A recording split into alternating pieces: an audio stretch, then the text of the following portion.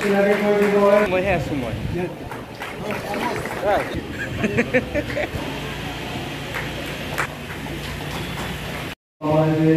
আজি উপস্থিত যায় আমি চিনাকি কৰি দিব লাগিছোঁ তেখেত হ'ল আমন্ত্ৰিত সাংবাদিক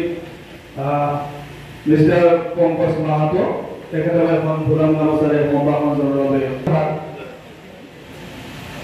ফটোগ্ৰাফাৰ বিপুল ভৰালী চিনাকি পৰ্ব আমি এইখিনিতে স্থগিত ৰাখিছোঁ।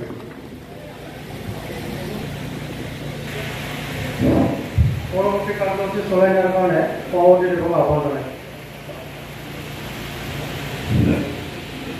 চিনাকি ফটো আছে চিনাকি ফটো কাৰ্যসূচী মাত্ৰ আগতে দিয়াৰ পিছত আহিছে আপোনাৰ পৰৱৰ্তী কাৰ্যসূচী এতিয়া কাৰ্যসূচী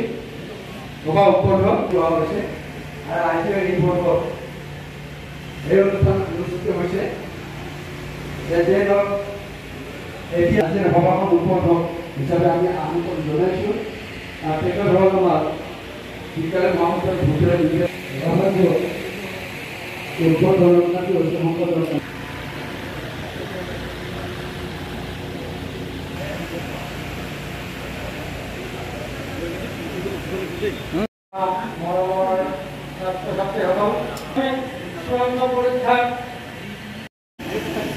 অভিভাৱক অভিভাৱিকা এইবাৰ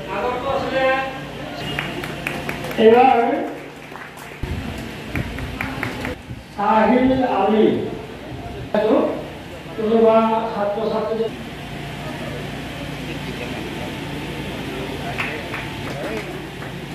ইয়াৰ পিছত আহিব ৰায় মণি ৰায় কথা আৰু মাৰাক কৃষ্ণিতা নাথ ইয়াৰ পিছত প্ৰখনৰ নামটো যেন এবাৰ চাই লয় অসুবিধা। আমি বিকালী মৌজা উন্নয়ন সমিতি প্ৰতি বছৰে বিকালী মৌজাৰ অন্তৰ্গত 54খন গাঁৱৰ ভিতৰত যিমানবিলাক শিক্ষা অনুষ্ঠান আছে হাইস্কুল মহাবিদ্যালয়